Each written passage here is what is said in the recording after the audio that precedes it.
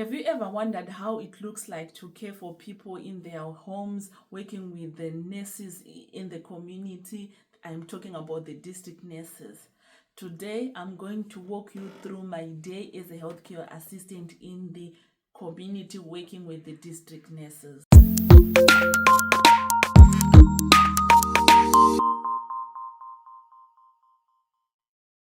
Welcome back to my channel. My name is Abigail, well known as Kera Manyama. If you are new to this channel, please subscribe to the channel, share, and click the notification button so that you don't miss out on my videos.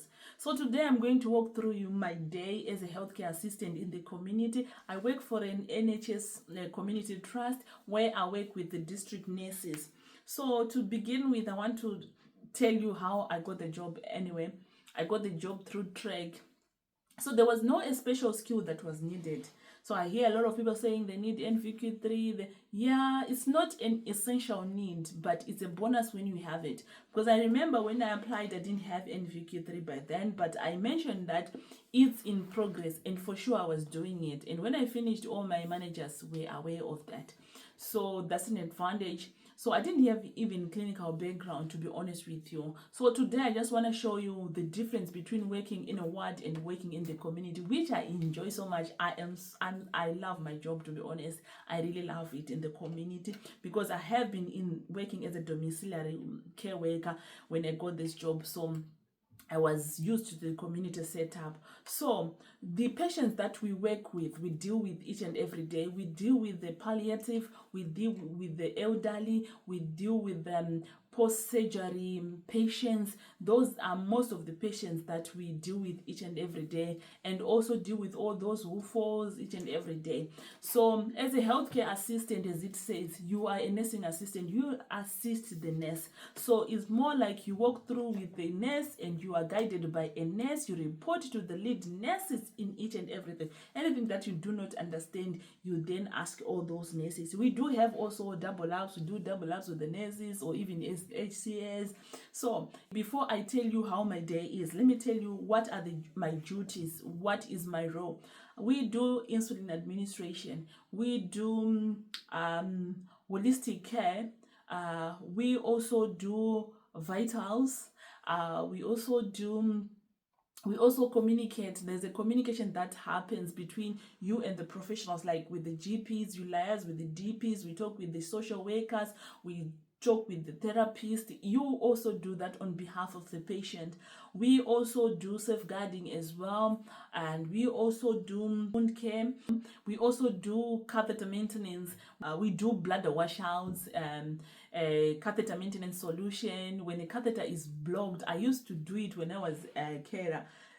We used to call the district nurses. The catheter is bypassed, and then before they send a nurse, they send an HCA to go and flush it to see if it's blocked. So sometimes when you flush it, it starts working. So that's a role of before they send the nurse, they can send me. And also we also do, like I told you, we also do wounds.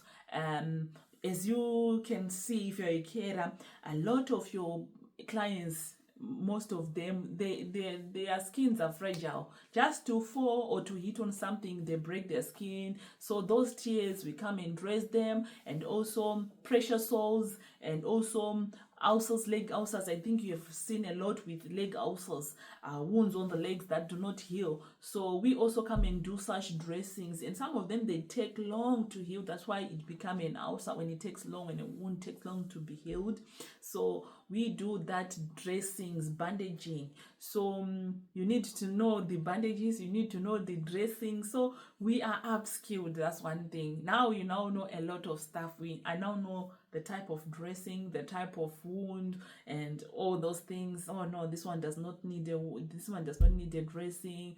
I know a lot of carers will always call, the dressing is falling, I think it's need a dressing, and then the nurses, they come, they say no, it doesn't need a dressing. So sometimes they send the HCAs. So that's what we normally do. And did I leave out something that we do?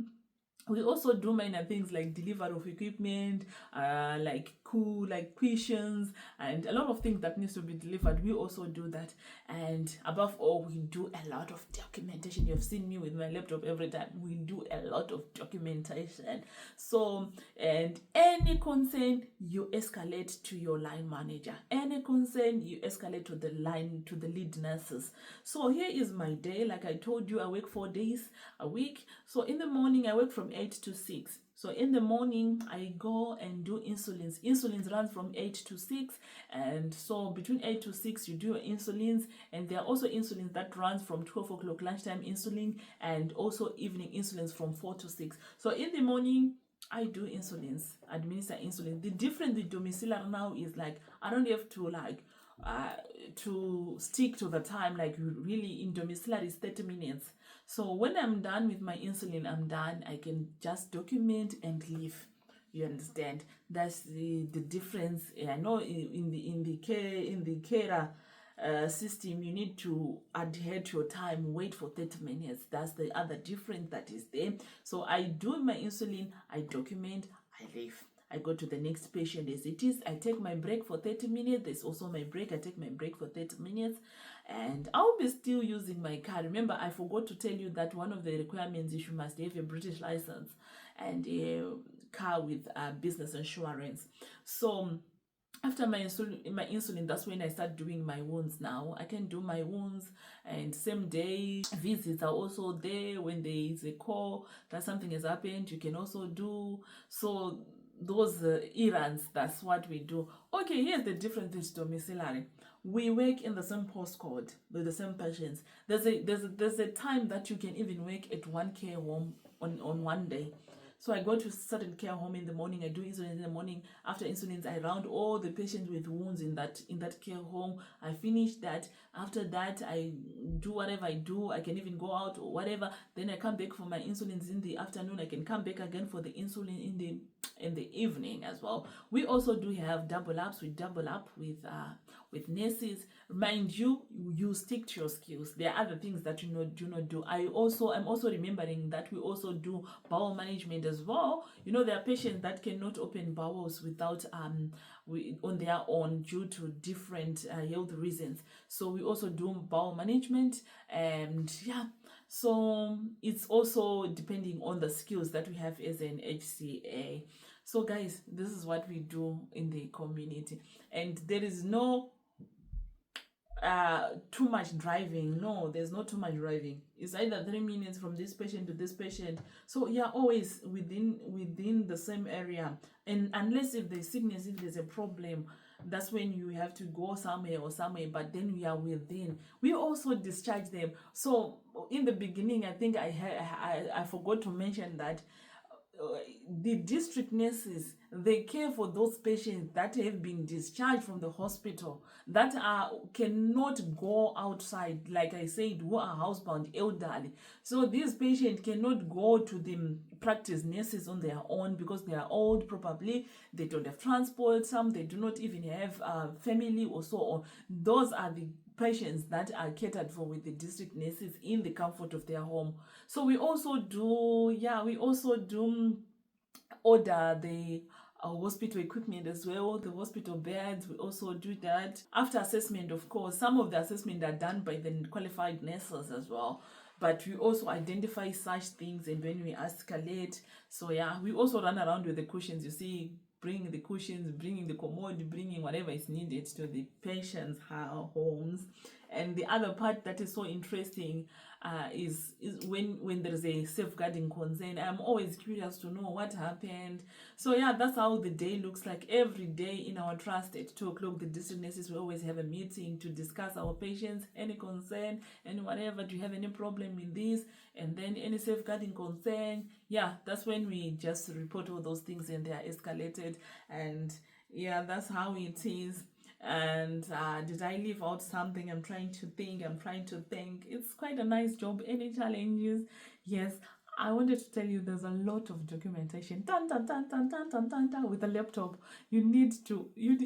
I think it's an added advantage when you say I'm very good at Microsoft Word and all those things. You can type.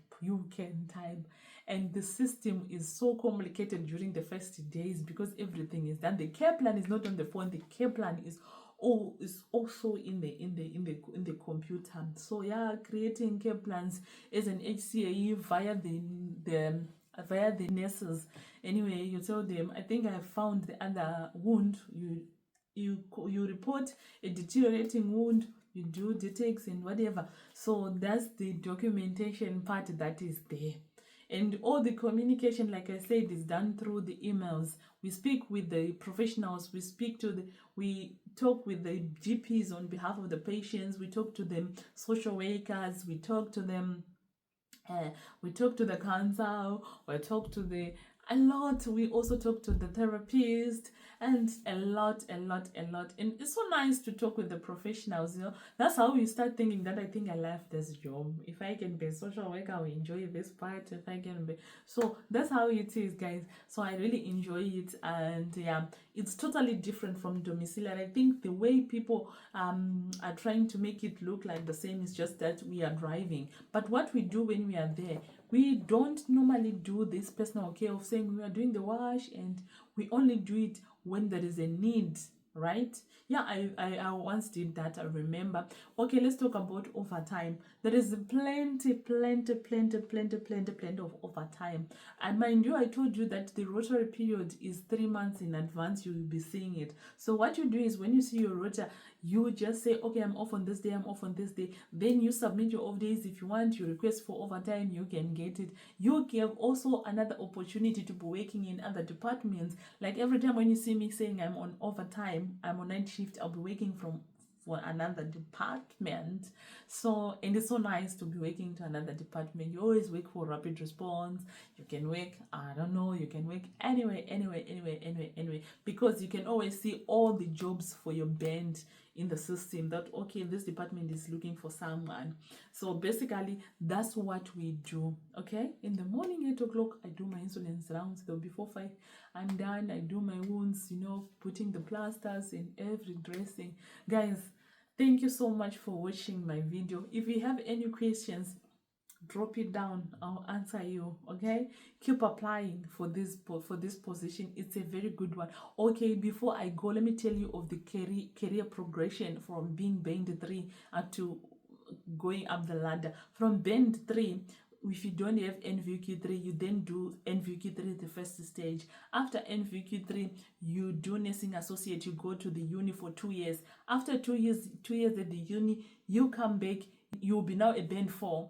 From band 3, nursing associate, band 4. Band 5, you're now a nurse. You go back to uni, I think for one year, 8 months, you become a nurse. From being a nurse, you then, band 5, you then start doing other qualifications, and then you become a band 6, like prescribing, like blah blah blah blah, a lot of things. Then you become band 6. From band 6, oh, band 7, band 8, band 9, oh, whatever you call it. But guys, I wouldn't trade anything for being a healthcare assistant in the community. I don't know if I could manage the hospital. I'm happy to be working like independently, you know, on my own and so forth. Yeah, so guys, don't forget to subscribe and share. Hit the notification bell so that you can get the notifications if I drop another video. See you next time. Bye.